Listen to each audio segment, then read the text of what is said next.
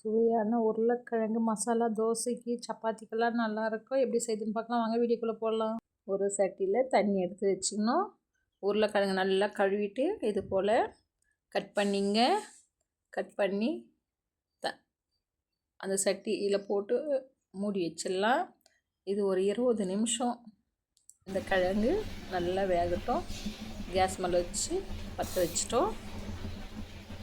மூடி போட்டு மூடி வேகட்டும். அதுக்குள்ளே நம்ம அதுக்கு வெங்காயம்,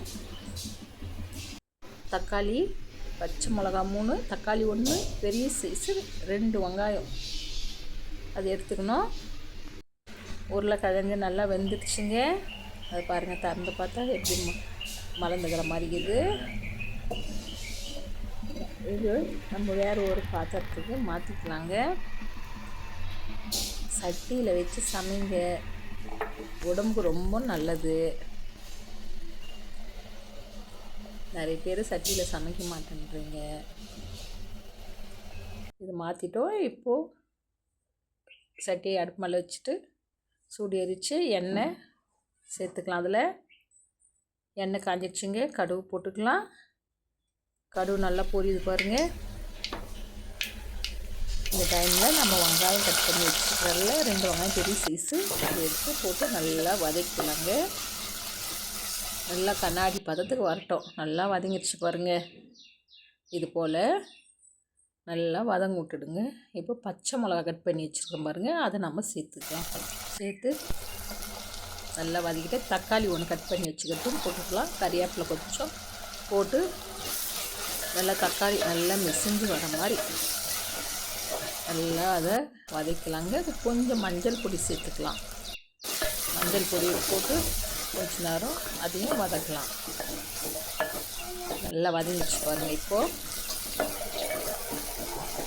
இது இட்லி தோசைக்கு அவ்வளோ சூப்பராக இருக்குங்க. சப்பாத்திக்கு பூரிக்கு இன்னும் நல்லாயிருக்கும்.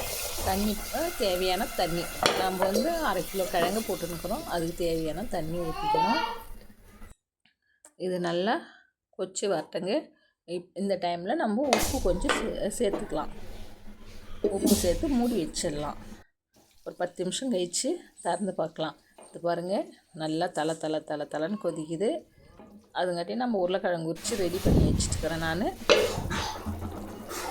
நல்லா சுண்டிடுச்சு பாருங்கள். தண்ணி எல்லாம் கூட நல்லா தொழுவிக்கினே இருக்கலாம்.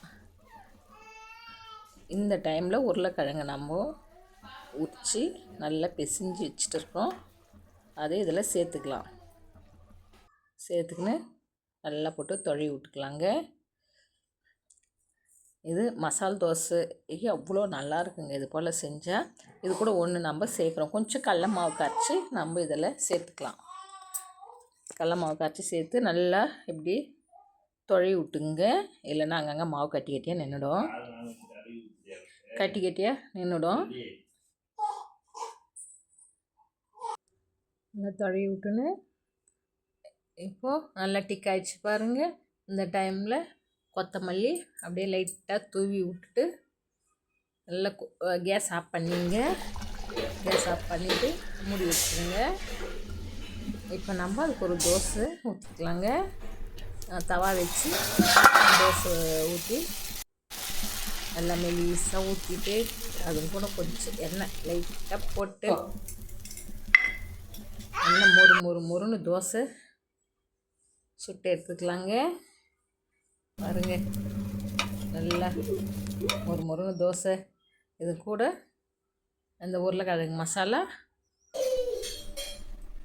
வச்சுக்கலாங்க. இப்போது சுட ஒரு காப்பிங்க. அதுவும் கூட இதை வச்சு சாப்பிட்டோம்னா அந்த மசாலா தோசைக்கும் ஒரு கப்பு காப்பிக்கும் அவ்வளோ நல்லா இருக்குங்க. நீங்களும் ஒரு முறை ட்ரை பண்ணி பாருங்கள். நம்ம அடுத்த வீடியோவில் சந்திக்கலாம்.